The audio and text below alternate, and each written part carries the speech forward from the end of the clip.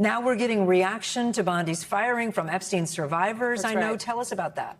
Yeah, there's a lot of play here, Kate and Zinkley. You heard Monica talk about the various things that led to the firing of Pam Bondi. One of those pressure points was, according to the reporting from our team, her handling of the Epstein case, the Epstein files, and that document drop. The Deputy Attorney General, now the Acting Attorney General, Todd Blanche, had taken on a much more prominent role, at least public-facing, with the release of those documents and the way that that investigation and the subsequent file release was being handled.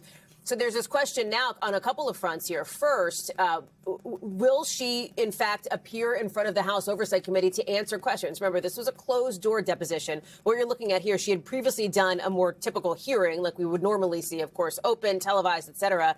And there you see some of these Epstein survivors standing behind her in what was one of the most dramatic moments of that hearing. Bondi was asked repeatedly by Democrats to address those survivors in the room, just several rows behind her. She did not turn around and address them. I can tell you that in my conversations with some of these Epstein survivors that you see, as well as others, they've been frustrated with the DOJ handling of the Epstein case, and that's why you're seeing some of the reaction coming out from them.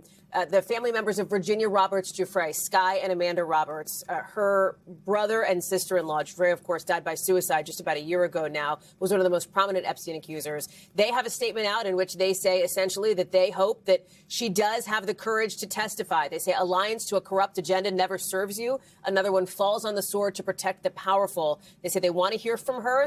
They hope that she does right by survivors this time. Annie Farmer, another Epstein survivor, said this is not about a single person. It's about a government and judicial system that has failed Epstein. And essentially, whoever is in charge needs to continue to fight for accountability and justice. So now there's the question, will Bondi, in fact, answer questions in front of the House Oversight Committee? You know who wants her to is Nancy Mace, of course, prominent Republican member of Congress who has been from basically the beginning, somebody who has supported the release of the Epstein documents. She says she didn't say Attorney General. She said specifically Pam Bondi, who she wanted to hear from in this closed-door deposition. So that process is still working its way through the committee. I expect we'll know soon whether Bondi will be called in her role now as a private citizen. Kate and Zinkley.